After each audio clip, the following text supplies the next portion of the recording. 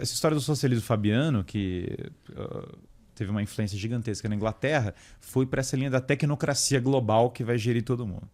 De outro lado, você tem nos Estados Unidos a coisa foi morfando essa coisa do progressismo, que é, beleza, autonomia individual, então eu posso ser qualquer coisa, eu posso ser inclusive contra o que eu era, eu posso ser contra qualquer coisa, há uma divisão em grupos.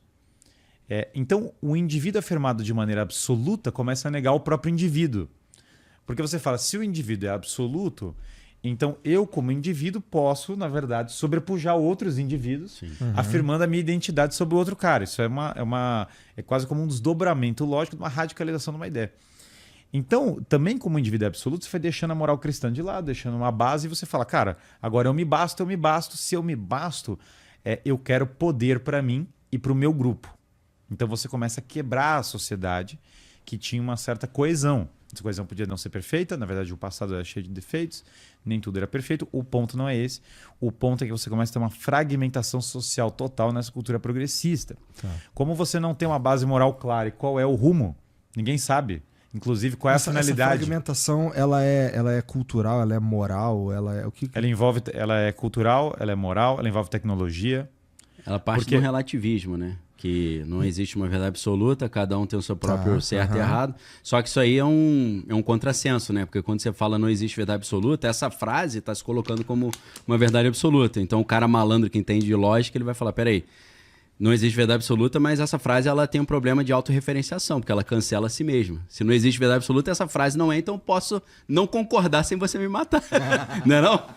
É o famoso slingshot argument, né? O argumento estilingue da filosofia analítica, né? Então, é parte disso tudo aí. Para quem quiser estudar 2 livros legais sobre isso, Mapa do Significado, do Jordan Peterson, que é mais complexo, mas ele vai mostrar que quando você tira a ideia de que existe uma verdade que independente das nossas opiniões a gente tem que concordar, quando você tira isso de cena, vira uma confusão de cada um com sua opinião e vira uma guerra entre eles, sempre termina mal. Ele chega a falar nesse livro de um princípio luciférico, no sentido do Lúcifer, aquele cara rebelde falou, não, Deus é Deus, mas eu não quero que ele mande em tudo, agora a gente que vai mandar. Esse é um livro um pouco mais complexo. Você pode escolher ignorar um fato, mas você não pode dizer que ele não existe. Então, aí vai entrar o outro livro, que é o livro Abolição do Homem, do C.S. Lewis, vai ajudar muito a entender isso. Mas se você volta em Sócrates e Platão, eles já estavam lidando com esse problema, porque eu estava conversando com o Guilherme.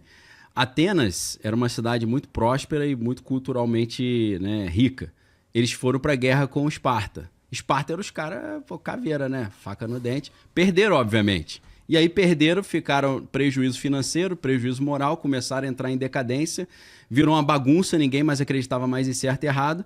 E de repente vem um cara falando, peraí, existe um certo e um errado. Aí os caras falam, me mostra um. Ele fala, geometria. O triângulo tem 3 ângulos, meu irmão. Se você soma, sempre vai dar 180 graus. Isso você querendo ou não, é assim. 2 mais 2 é 4. E essa não é uma característica de um triângulo particular, é do triângulo em si. O triângulo, o conceito de triângulo. O conceito de triângulo. É por isso que ele colocava em cima da academia, que era a escola dele, não entre aqui se você não sabe geometria. Porque na geometria você vai entender que acima da doxa, que são as opiniões, você tem o que o pessoal chama de aletheia, mas o certo a pronúncia é aletheia em grego. A aletheia, que é a verdade, ela existe acima das opiniões. Tem coisas que são verdade querendo você ou não. Quando você perde isso, aí você tem a Atenas caótica. Mas a gente acredita nisso quando é conveniente também. O quê? Que não tem verdade absoluta? Que existe uma verdade absoluta. Porque o que eu quero dizer na verdade, todo mundo acredita. Isso, todo mundo acredita. O cara chega e fala assim, ó, não existe o bem e o mal. Aí ele fala, o Trump é do mal. Pô, você acabou de falar que não tem bem e mal. Era o que eu ia dizer. Assim, quem defende que não existe uma verdade absoluta... Tá fingindo. É só às vezes. É conveniente, lógico. Por isso que quando convém, muda de lado. E quando envolve política, curiosamente, sempre tem a verdade absoluta volta muito rápido, assim. Porque tem uma briga por poder. As pessoas têm que começar a parar de... falar, o cara tá super bem intencionado. Não, muito legal, cara. Mas tem claramente uma briga por poder. É o poder. Cara, tem ideias que dão poder. E tem ideias que não dão poder. Não vou dar moral para Foucault, mas vou ter que dar. Foucault dizia, né? Todo discurso é uma forma de poder, todo discurso é um exercício do poder. Não tem como o cara chegar e falar, não, sou do bem, não quero nada, não. Já está exercendo poder. Então, pra gente não ser hipócrita nesse sentido. Até o pessoal falava, né, do Diógenes, o cínico, eles falavam, você vê a arrogância dele pelos furos da roupa dele. Ele se dizia humilde, mas era uma roupa toda rasgada e furada, morava num barril. Só que os caras falavam, isso aí é uma vaidade dele, ele quer aparecer dizendo que é melhor. Então a gente tem que ter muito cuidado com esse discurso, eu sou do bem, o outro é do mal, quem não tá comigo é do mal, quem tá com o outro quem tá comigo é do bem, quem tá com o outro é do mal. Você fala, peraí, você disse que não tem bem e mal, você tá falando que o outro é do mal? Como é que é isso? Decide se tem ou não tem, pô. Se você não tem uma base de valores universais, que é o que na tradição, até esse livro do C.S. Lewis, a conclusão dele é sobre a lei natural. A lei natural é um conjunto de valores que você percebe pela razão, mas que estão na natureza das coisas, que são valores comuns, valores que se aplicam a todas as pessoas. Sei lá, há um equilíbrio, você tem que ser corajoso em certa medida para poder fazer o bem, você tem que ser temperado, o cara não pode, sei lá, beber em excesso, comer em excesso, né? Ele vai ter uma série de problemas. A sabedoria é importante. Então, isso são valores universais. Quando você tira valores universais, você volta para a briga de grupos de interesse. Não tem como, porque o que une as pessoas são valores comuns. Você não tem nenhum valor em comum aqui com o Daniel, a gente só vai brigar o tempo todo e cada um vai puxar a sardinha pro seu lado. Sim. Aí vira briga de torcida e não uma busca pela verdade. Aí que é o problema. Para ter uma busca pela verdade, para nós podermos cooperar... Aí dei uma moral pro projeto dele aí, não sei se vocês perceberam. Eu tenho uma empresa chamada Em Busca da Verdade, né, que é a formação de líderes. Mas para nós podermos cooperar, nós temos que ter um norte que nós buscamos em conjunto. Ele pode ser imperfeito.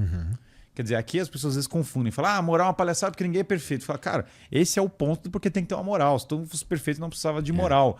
É um alvo, né? Você tem que ter um guia, você tem que ter um paradigma, como para usar um termo platônico aqui, um paradigma para você converter sua vida em direções para sair da caverna. Hoje, o que nós estamos vendo é muitas pessoas estão felizes em estar na caverna. O cara está lá consumindo produto, ele está lá inerte, recebendo propaganda de toda a natureza, recebendo ideologia, não sei o quê. O cara segue aquilo sem raciocinar. Isso é muito interessante. Ele não sai da bolha. Aí chega, É a apatia. O cara tá apático. Aí chega Aí a gente chega aqui e fala assim, cara, vai lá, vai fazer jiu-jitsu, melhora sua dieta, começa a amar o próximo, vai trabalhar, vai empreender, vai fazer sei lá o quê. Aí o cara se revolta, ele fala, que absurdo. Sim. O cara tá vindo com moralismo pra cima de mim. Fala, cara, isso não é... As pessoas estão confundindo o que é moralismo e o que é simplesmente você ter moral. Moralismo, por definição, é um excesso e, portanto, uma ausência de moral. Porque, na verdade, eu estou julgando o interior do cara e não oferecer um paradigma. O interior das pessoas, quando as pessoas interpretam muito mais trecho do evangelho, não julgueis. Não julgueis. Aí todo mundo que fala não julgueis já sei que é malandro, entendeu? É igual o cara falar que é estoico hoje em dia, os caras muitos são malandro. Cara, sou estoico. O maluco tá fumando vape, indo na balada, ele fala, sou estoico, sou Marco Aurélio. Que Marco Aurélio, cara? Tu é malandro, entendeu? O Marco Aurélio tava lutando guerra, você tá brincando. O cara tá puxando um cavalo, gladiador, style, outro negócio. Então o cara não é estoico, o cara na verdade tá na malandragem. Agora, quando você volta para um padrão assim, fala, cara, não julgueis, não julguei. Não é não julgueis, bicho. Quando você vira para uma criança, quando você vira para você é um chefe de uma empresa, você é um cara que tem alguma responsabilidade, você tem que passar algum paradigma. Você tem que falar, cara, esse aqui é o caminho. Sim. A gente tem que chegar aqui, tem que ter um horário mínimo, tem que ter uma regra mínima. E isso deixa as pessoas com sentido de segurança. Elas se sentem bem, elas não se sentem mal. Quando você abusa, cria realmente uma coisa sufocante, beleza. Isso aí é a destruição. Mas o norte moral ele é fundamental para uma sociedade. Quando você tira o norte moral, para fazer referência ao Jordan Peterson, você perde o sentido. E sem sentido, você começa a ter um sentimento de desespero. Aí vem o paradigma do caos em vez da ordem, né? Por isso que ele vai falar tanto de ordem e tal. Porque sem ordem não tem vida em sociedade, pô. É a regra, né? São as regras. É igual um condomínio, pô. Mas um condomínio, o cara com pancadão a madrugada inteira. Ninguém dorme. Como é que você vai trabalhar no dia seguinte? Tem que combinar, irmão, pancadão até 10 horas, pode ser? Senão eu vou começar a botar meu corinho gospel aqui também de madrugada na vigília, tu não vai gostar. Não vai, porque o síndico, que é o Estado, não vai podar os dois. Vai podar, entendeu? A ética é isso. A ética vem de ethos, que é costume ou moradia, morar, né? Onde se você mora com outras pessoas, você tem que ter regra do bom convívio. Senão a sociedade não se perpetua, ela é destruída, né? Sim. É isso que a gente está tentando ressaltar.